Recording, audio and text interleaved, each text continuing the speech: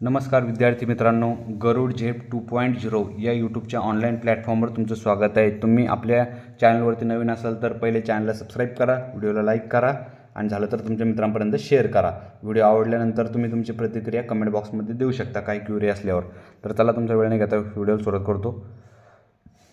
बघा ह्या ठिकाणी मी 25 प्रश्न जे आहे पहिल्यापासून घेतलेले आहे। पहिले 25 प्रश्न जे आहे ते आपण घेतलेले आहे बघा मराठी व्याकरणचे 25 प्रश्न आणि 25 पासून समोर घेणार आहे आपण आता जीकेचे।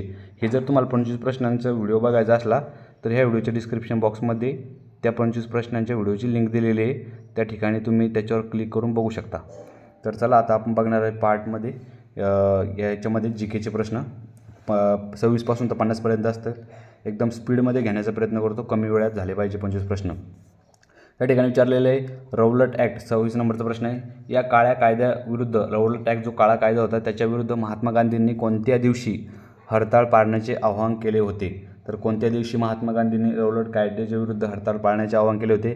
तर 6 एप्रिल 1919 रोजी। कधी? 6 एप्रिल। लक्षात ठेवायचे आहे। IMP प्रश्न आहे, विचारू शकतात रौलट ॲक्ट कधी बरोबर रौलट ॲक्ट कधी होता? हा रौलट ॲक्ट सांगा कधीचा आहे? 1919चा आहे रौलट ॲक्ट। आणि रौलट ॲक्टच्या विरोधात काय झालं होतं माहिती आहे का?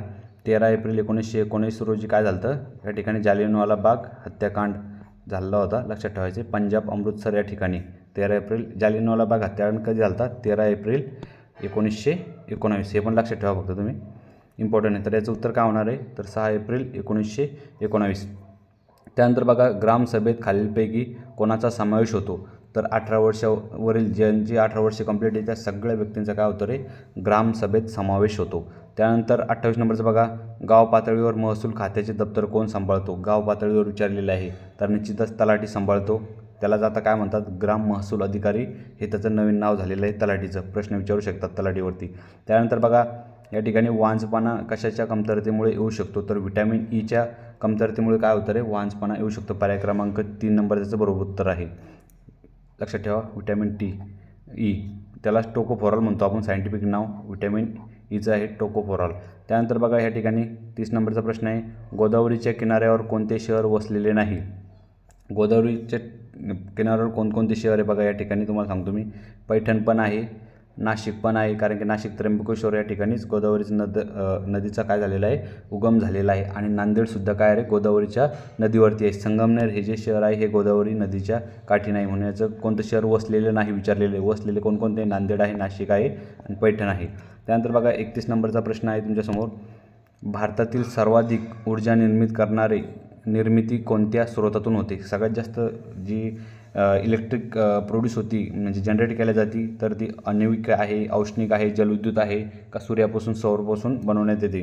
तर याचं जे उत्तर आहे सगळ्यात जास्त औष्णिक विद्युत निर्मिती जी आहे ती भारतात केली जाते। त्यानंतर बघा याच्यानंतर जे एक व्हिडिओ अपलोड करेल मी, त्या ठिकाणी मी तुम्हाला सगळं सांगेल औष्णिक विद्युत प्रकल्प महाराष्ट्रात कोठे कोठे, भारतात कोठे कोठे, हे सगळे तुम्हाला त्या एका व्हिडिओमध्ये येईल। फक्त मला कमेंट करून सांगा तो व्हिडिओ बनवायचा येस ऑर नो। भारत देशाचा स्वातंत्र्य दिवस खालीलपैकी कोणता नाही आहे? या ठिकाणी विचारलेलं आहे भारत देशाचा स्वातंत्र्य दिवस खालीलपैकी कोणता नाही आहे?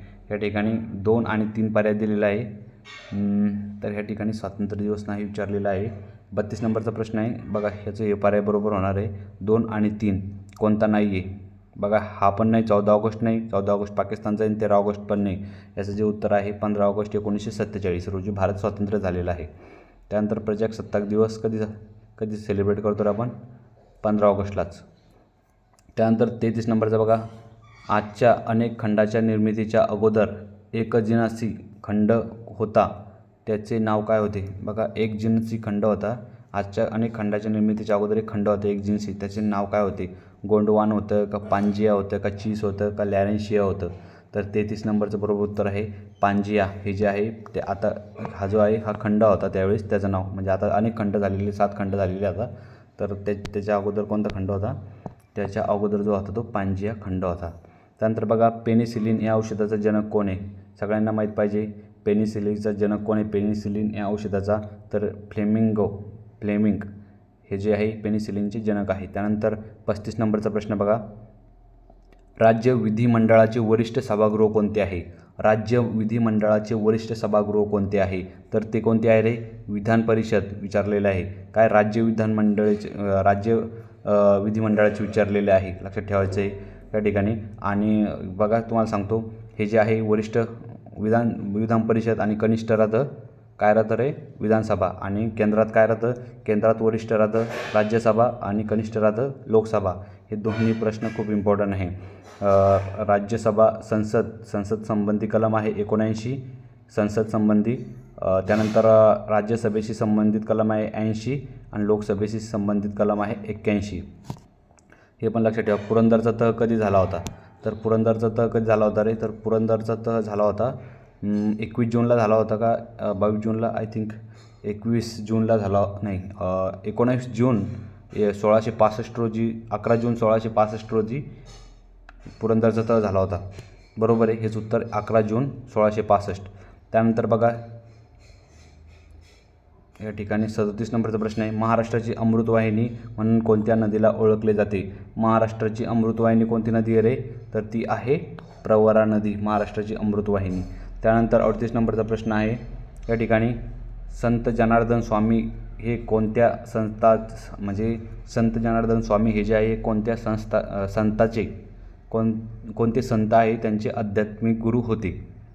तर त्यांचे आध्यात्मिक गुरु होते संत एकनाथ. यांचे आध्यात्मिक गुरु कोणते होते? संत जनार्दन स्वामी.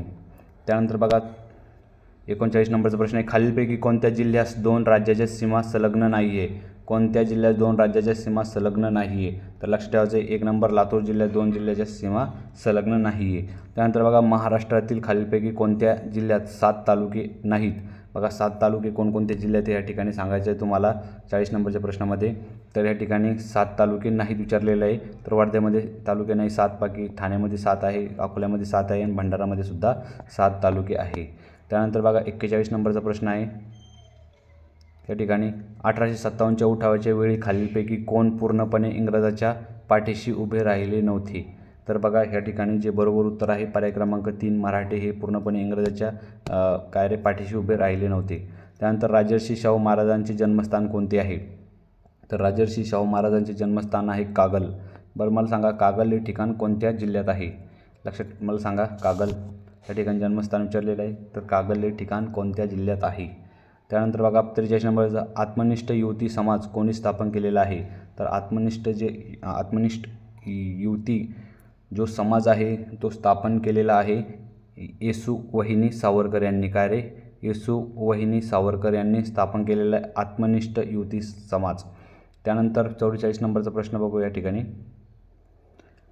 अहमदाबाद विमान दुर्घटना झालेले AI बघा AI 171 करंटचा प्रश्न आहे. जे अहमदाबाद विमान दुर्घटना झालेली आहे त्या विमानाचं नाव काय होतं? AI 171. 171 विमान एअर इंडिया कंपनीचे असून एअर इंडिया कंपनीने ही कोणाच्या मालकीची आहे? बघा एअर इंडिया ही कोणाच्या मालकीची आहे, कोणाच्या समूहाची आहे? तर ती आहे टाटा समूहाची. लक्षात ठेवायचं आहे. ती असा प्रश्न विचारण्याची शक्यता आहे की काय ते विमानाचं नाव काय होतं? AI लक्षात ठेवायचं आहे 171 आणि अहमदाबादमध्ये दुर्घटना झाली आणि त्याची कोणत्या ग्रुपशी संबंधित आहे? टाटा ग्रुपची. त्यानंतर 45 नंबरचा प्रश्न बघा. मालदीवची ॲम्बॅसिडर म्हणून कोणत्या अभिनेत्रीची निवड करण्यात आलेली आहे? तर 45 नंबरचं बरोबर उत्तर आहे पर्याय क्रमांक 3 नंबरचं. कटरीना कैफ हिची काय रे? मालदीवची ब्रँड ॲम्बॅसिडर म्हणून नियुक्ती करण्यात आलेली आहे. त्यानंतर फ्रेंच ओपन करंटचा प्रश्न आहे. फ्रेंच ओपन टेनिस स्पर्धा 2025ची विजेती कोको गॉफ ही खेळाडू कोणत्या देशाची आहे? तर विचारू शकते फ्रेंच ओपनची महिला विजेती कोण आहे? तर कोको गॉफ ही खेळाडू कोणत्या देशाची आहे? तर ही आहे अमेरिका या देशाची. कोणत्या देशाची आहे रे? अमेरिका या देशाची. त्यानंतर 47 नंबरचा प्रश्न आहे. जगातील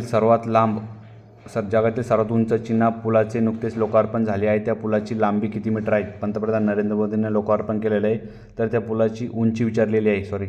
उंची किती मीटर आहे? तर या ठिकाणी सांगायचं आहे तुम्हाला.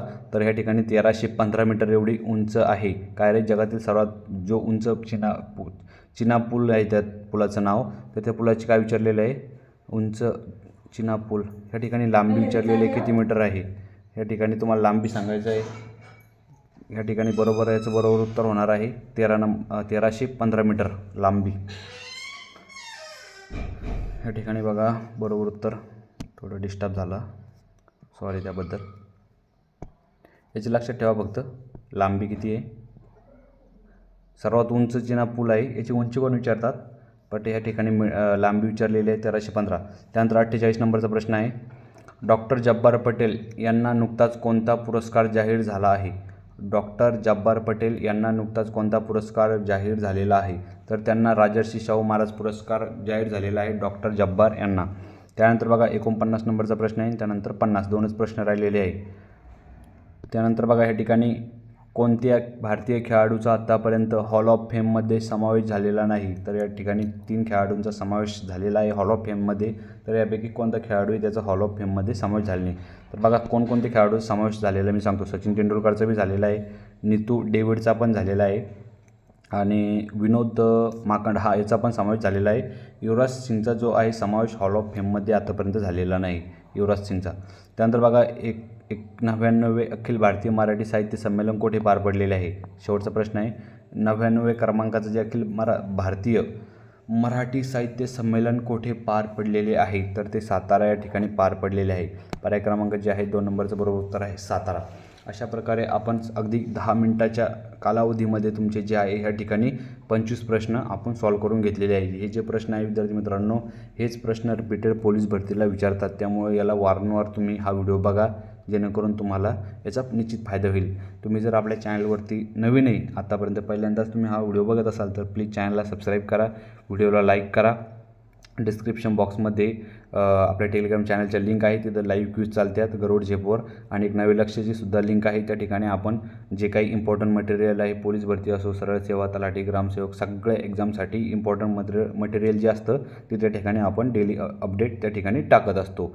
भेटूया नंतरच्या व्हिडिओमध्ये. तोपर्यंत जय हिंद, जय महाराष्ट्र.